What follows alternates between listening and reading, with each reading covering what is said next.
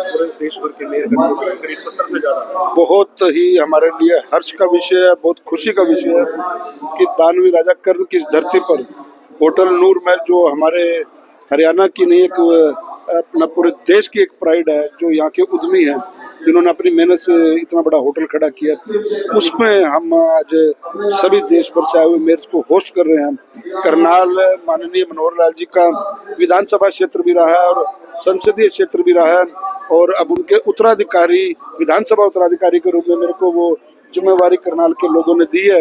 तो मेरे लिए भी बड़ा हर्ष का विषय है कि बहन रेणुबाला गुप्ता जी के इस कार्यकाल के अंदर ये मेयर काउंसिल की बैठक यहाँ पर हो रही है, और इस बैठक के अंदर हमें उनका आवाभगत करने की, उनको रिस्पेक्ट देने का हमारे को ये सौभाग्य प्राप्त हुआ है। कुछ ही क्षणों में आज हमारे बीच में आदरणीय मनोहर लाल जी, जो हमारे सांसद और केंद्रीय मंत्री है, वो पहुंचने वाले हैं, और जब वो यहाँ पर पहुंचेंगे उसके बाद ये कार्यक्रम विधिवत रूप से शुरू होगा।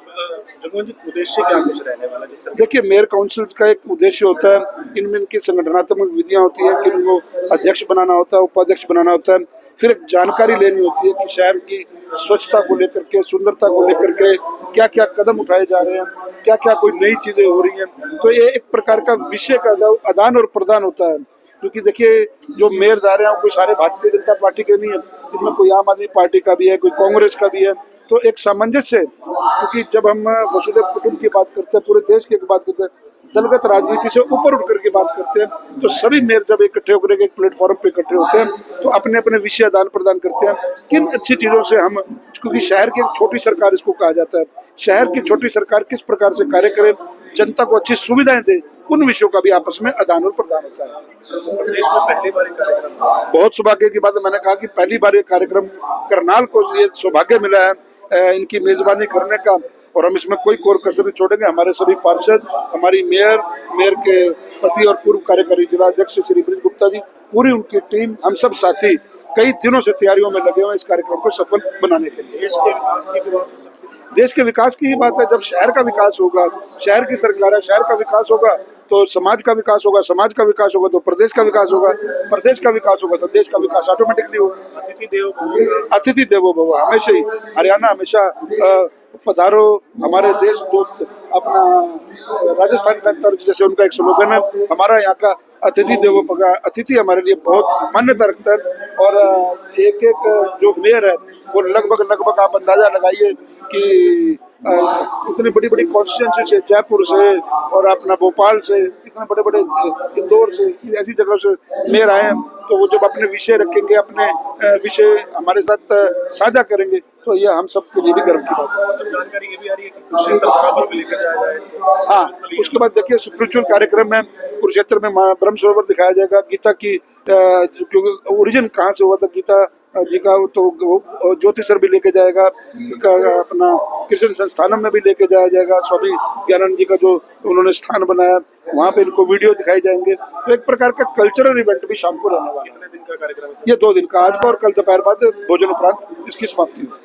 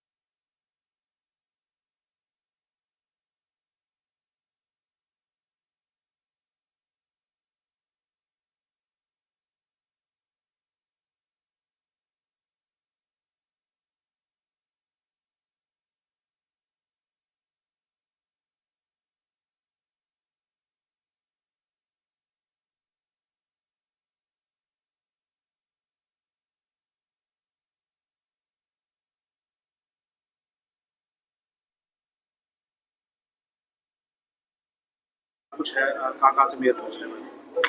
आज देश भर से अखिल भारतीय महापौर परिषद के सभी मेयर्स यहाँ पर आए हैं। मैं उनका स्वागत अभिनंदन करती हूँ।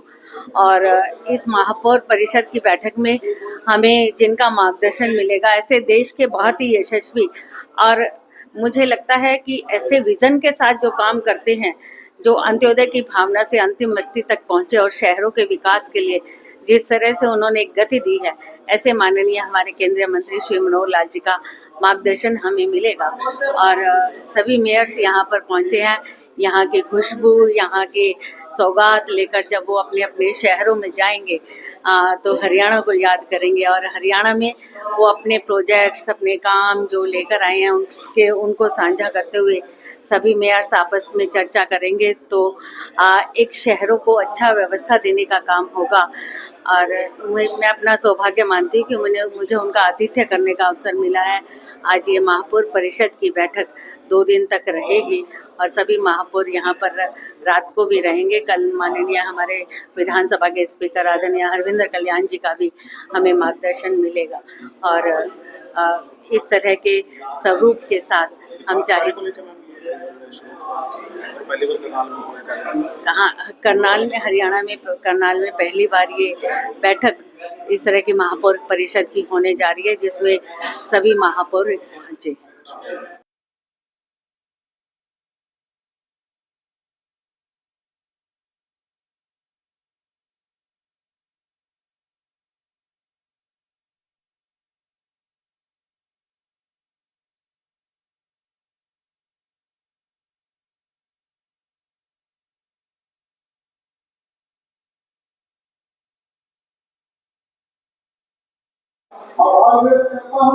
और केवल राष्ट्रीय मिशन चौथा विकसित राष्ट्र से हम सभी आगे बढ़ रहे हैं। स्वच्छ भारत की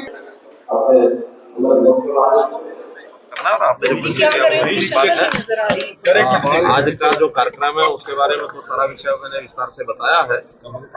लेकिन जहाँ तक दूसरा विषय है वो है हरियाणा प्रदेश में भी और पंजाब प्रदेश में, जम्मू कश्मीर, हिमाचल, उत्तरी राज्य जितने भी हैं जिनमें पिछले काफी समय से वर्षा काफी हो रही है और इस वर्षा के कारण से बहुत इलाकों में पानी भर गया, बाढ़ आ गई है। मैं समझता हूँ पिछले 40 वर्ष का ये रिकॉर्ड होता है और ऐसे अवसर पर सब लोगों का एक दायित्व बनता है, चाहे वो सरकारें हो चाहे संस्थाएं हो, कि आम जनता की सहायता के लिए सब आगे आए।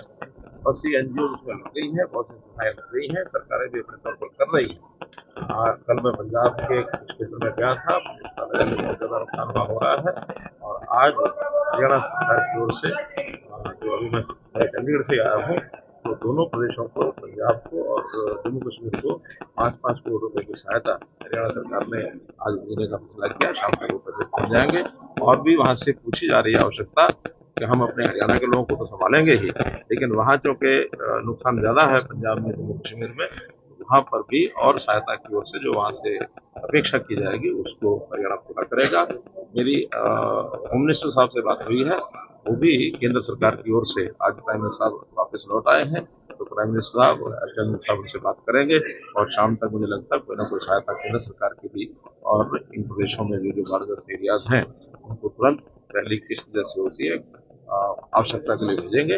बाद में जहाँ जहाँ फसलें नुकसान हुई है, हमारे कृषि मंत्री जी का भी एक कार्यक्रम पंजाब का बना है, वो भी दौरा करके आएंगे। और कृषि मंत्री के नाते से भी और वैसे भी, क्योंकि किसान हमारे प्रदेशों का एक अन्नदाता एक है और उसका जो नुकसान है उसका आकलन करने के बाद उनको भी जितना नुकसान हुआ है वो सरकारों की ओर से भरपाई की जाएगी। गुड़गांव में महाजाम लग गया था सर, 12-15 वर्षा कुछ ज्यादा हुई है। कल एकदम 2 घंटे की जो वर्षा हुई उसके कारण से पानी भरा है काफी, और उसके कारण से एक बार कोई ट्रैफिक जाम होता है तो कई बार ऐसी स्थिति बनती है कि वो जाम के लोग आपस में ही एक दूसरे के आगे जब लग जाते हैं और सड़कों को जाम करते हैं तो निकलने का रास्ता नहीं बनता है। तो इसमें तो लोगों को भी सहयोग करना चाहिए, प्रशासन को, पुलिस को भी उस विषय पर ध्यान रखना चाहिए। लेकिन ऐसी जो स्थितियां बनती है उस समय जनता को भी समझना चाहिए कि आज हम गाड़ी को कम निकालें और बहुत से और साधन है, मेट्रोज हैं, सब है, और जिस काम के बिना काम चल सकता है उस काम के लिए भी हमको अपने घर से ही रहकर काम करना चाहिए। मैं पिछले दिनों में स्वयं अपनी गाड़ी से नहीं आता रहा हूँ, बल्कि ट्रेन का सहारा मैंने लिया। मेट्रो इसलिए भी होती है कि ट्रैफिक जाम की व्यवस्थाएं होती है उससे बच सकें। तो इसमें एडमिनिस्ट्रेशन को अपना काम करती है, जनता को सहयोग करना चाहिए ताकि ये समस्या आगे ना आए।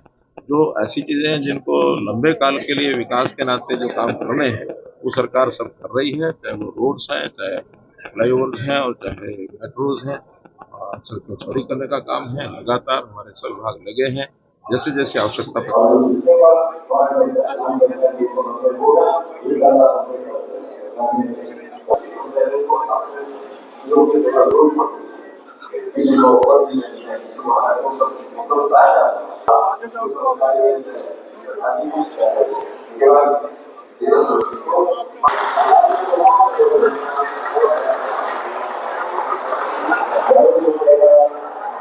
है